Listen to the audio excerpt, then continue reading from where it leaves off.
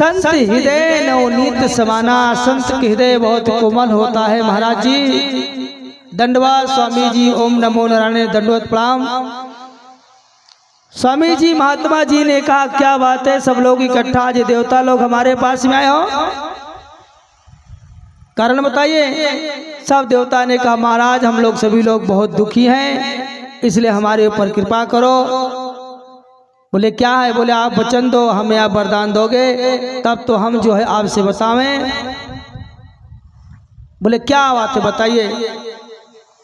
उन्होंने कहा एक वृत्तासुर नाम का दैत्य हम लोगों को परेशान कर रहा है, हम लोगों का पूजा पाठ ध्यान साधना भोजन पानी सब हराम है।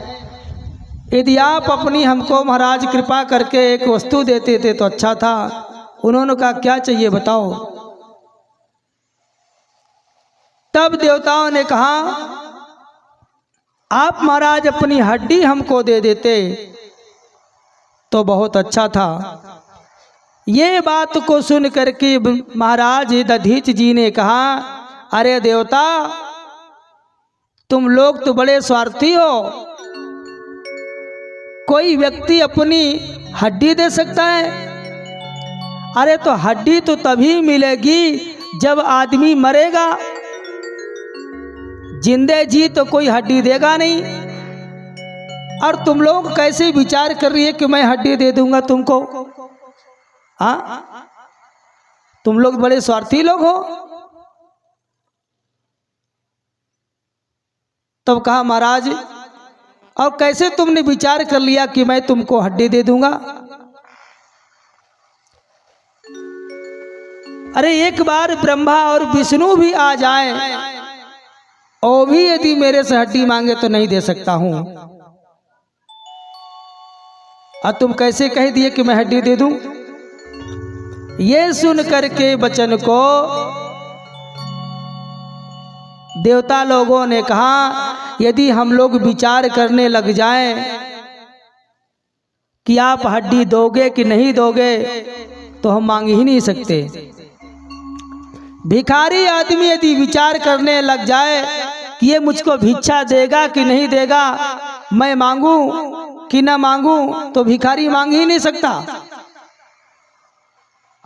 आप हमारे ऊपर कृपा करिए, आप तो दयालु हो। ये सुन करके दधीच महाराज जी ने कहा रे देवता मैं तो तुमसे एक जो है वैसे बात कर रहा था, परमार्थ की बात कर रहा था। यद्यपि ये शरीर किसी के काम नहीं आती और ये शरीर यदि नारायण भगवान के काम आ जाए, देवताओं के काम आ जाए तो ये बहुत अच्छी बात है। उनकी पत्नी सुवर्चना वहीं बैठे बैठे सुन रही थी। दधीच महाराज जी की नजर सुवर्चना पे गई पत्नी के ऊपर। पत्नी से कहा देवी जी थोड़ा तुम जो है बाहर चली जाओ। जी उसी समय महाराज ध्यान साधना मेडिटेशन किया, ऐसी योग लगाया भगवान भोलेनाथ जी में कि महाराज दधीची जी समाधिस्थ हो गए। और जैसे समाधिस्थ हो गए उसी समय देवता लोग आए और उस शरीर को लेकर के सीधे चले गए और जाकर के महाराज विश्वकर्मा जी को दिया।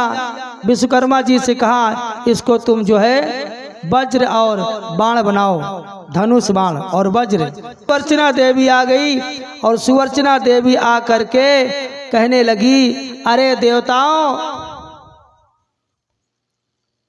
अरे तुम लोग तो बड़े जो है स्वार्थी आदमी हो। तुम लोग अपनी सिद्धि के लिए दूसरे के प्राण तक की जो है चिंता नहीं करते हो और मेरा पति देखो मर गया। ऐसा कह के सुवर्चना देवी वहीं पर अपने पति को पकड़ करके, मृत शरीर पति को पकड़ करके सुवर्चना देवी वहीं पर रोने लगी। महाराज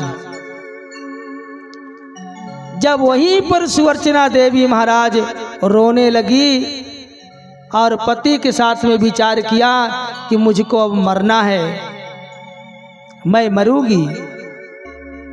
मरने के लिए जैसे तैयार हो गई, चिता अपने से बना लिया और पति के शरीर को चिता में रख करके खुद चिता में मरने जा रही थी।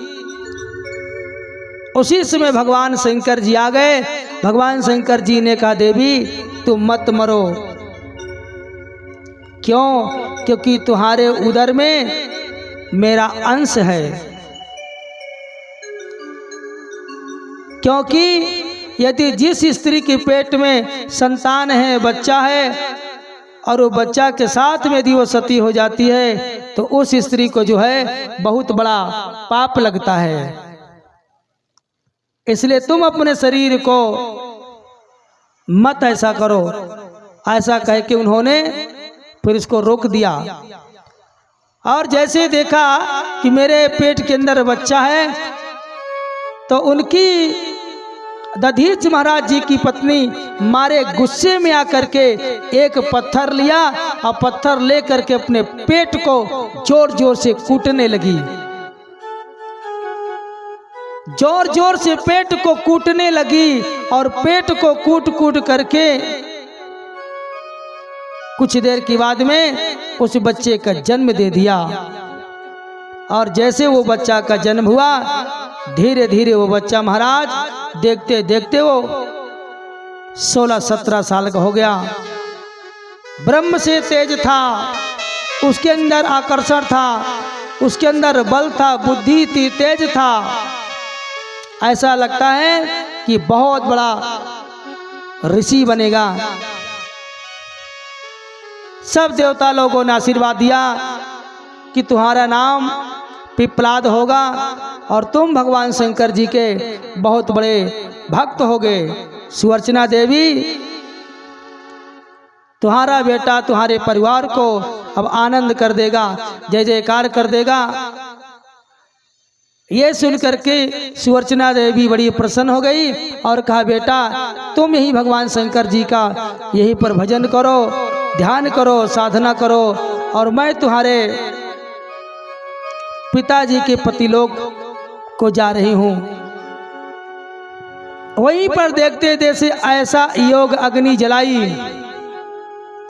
बोले, आसे कहियोगे अग्नि तनु जारा, आसे कहियोगे अग्नि तनु जारा, आसे कहियोगे अग्नि तनु जारा, आसे कहियोगे अग्नि तनु जारा। राम कृपा वैकुंठ सिधारा, नाम कृपा वैकुंठ सिधारा, राम कृपा वैकुंठ सिधारा, नाम कृपा वैकुंठ सवारा। आसे कहियोगे अग्नि तनु जारा, आसे कहियोगे अग्नि तनु जारा, राम कृपा वैकुंठ सिधारा, नाम कृपा वैकुंठ सिधारा। जय राम जय जय राम, श्री राम जय राम जय जय राम। अब महाराज वज्र को लेकर के देवता लोगों ने दैत्यों से बहुत बड़ा संग्राम किया। बहुत बड़ा संग्राम हुआ देवता से दैत्यों से। एक दिन गुस्से में आकर इंद्र ने दधीच महाराज जी की हड्डी का जो बना हुआ वज्र था उसको उठा करके और वृत्तासुर के गले में ऐसा मारा कि वृत्तासुर का 2 शरीर खंड हो गया, उसका विनाश हो गया। उसी समय जितने दैत्य लोग थे सब भाग गए, कोई वहां पर दिखाई नहीं दिया। कुछ दिन व्यतीत होने के बाद में पिपलाद जी ने कहा, मेरी पिताजी तो चले गए स्वर्ग और माता जी चली गई पतिलोक, अब मुझको भगवान का ध्यान करना चाहिए।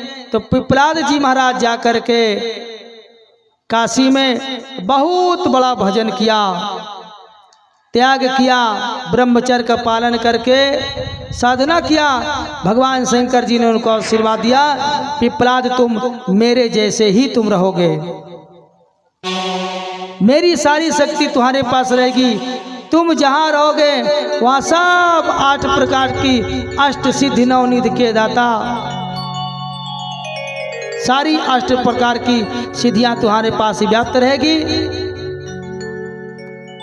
तदनंतर कुछ दिन के बाद में आरण्य की एक बेटी थी जिसका नाम था पद्मा देवी। आरण्य राजा की बेटी का नाम था पद्मा देवी, और पद्मा देवी के साथ में पिपलाद मुनि जी का विवाह हो गया। और विवाह होने के बाद में महाराज पिपलाद जी के 10 पुत्र उत्पन्न हुए, और वो सभी लोग पिताजी की तरह बड़े महात्मा, तेजस्वी और यशस्वी और ज्ञाता थे। और इस प्रकार भगवान जी का, शंकर जी का खूब भजन किया। पिपलाद जी को भगवान शंकर ने आशीर्वाद दिया कि जो तुम्हारे पिताजी का और आपका स्मरण करेगा उसके जीवन में कभी कोई कष्ट नहीं आएगा। गाधी कौशिक पिपलाद का स्मरण जो करेगा, जो गाधी कौशिक पिपलाद का स्मरण करेगा, शनिश्चर देव उसको कभी शरीर में व्याप्त नहीं होंगे। भगवान शंकर जी ने कहा जो भी पिपलाद, गाधी और कौशिक जी का स्मरण करेगा उसके जीवन में कभी शनि देव नहीं आएंगे। इस प्रकार भगवान शंकर जी पिपलाद को आशीर्वाद दे करके वहीं से अंतर ध्यान हो जाते हैं। आइए हम लोग भी एक सुंदर भगवान श्री भोलेनाथ जी का भजन सुने, उसके बाद फिर आगे की ओर बहुत सुंदर कथा है, आप सब लोग श्रवण करेंगे।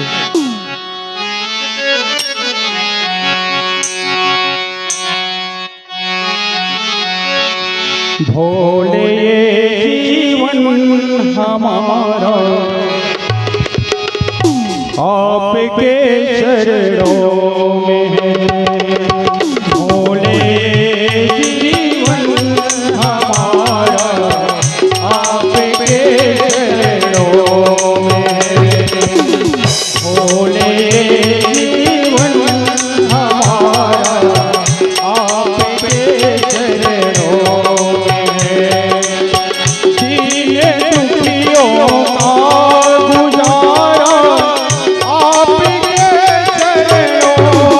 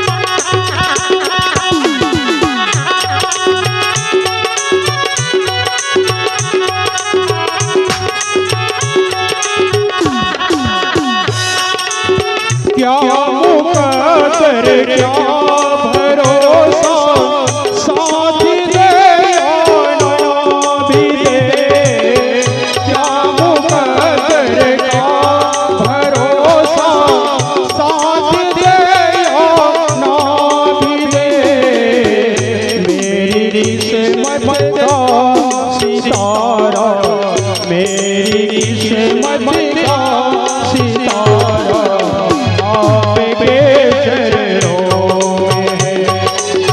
भोले जीवन हमारा आपके चरणों में है।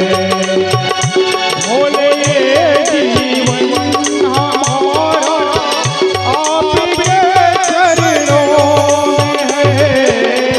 भोले जीवन हमारा आपके चरणों में है।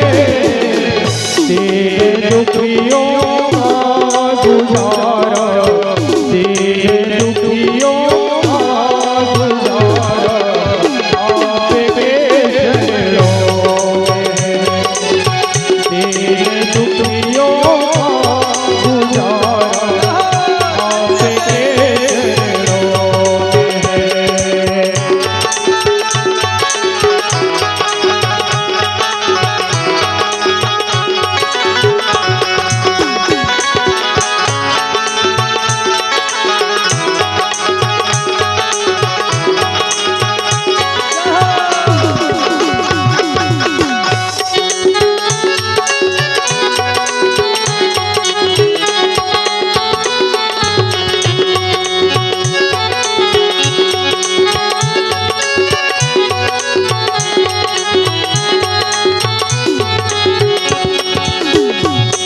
और जिस भक्त को भगवान के प्रति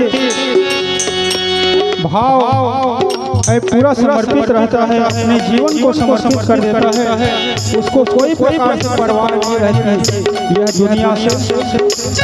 मैं भला चिंता करूं क्यों, है भरोसा आप पर। मैं भला चिंता करूं क्यों, है भरोसा आप पर। मेरा ये परिवार सारा, मेरा ये परिवार सारा आपके चरणों में है। मेरा ये परिवार सारा आपके चरणों में है। भोले जीवन हमारा आपके चरणों में है। दिले दुखियों का गुजारा आपके चरणों में है। दिले दुखियों का गुजारा आपके चरणों में है। भोले जीवन हमारा आपके चरणों में है। भोले जीवन हमारा आपके चरणों में है। भोले जीवन हमारा आपके चरणों में है। आपके चरणों में है। आपके सेवा में है। आपके चरणों में है। बोले श्री विश्वनाथ भगवान की जय हो। जोर से हाथ उठा के बोलिए विश्वनाथ भगवान की जय हो। जय हो। इसके बाद महाराज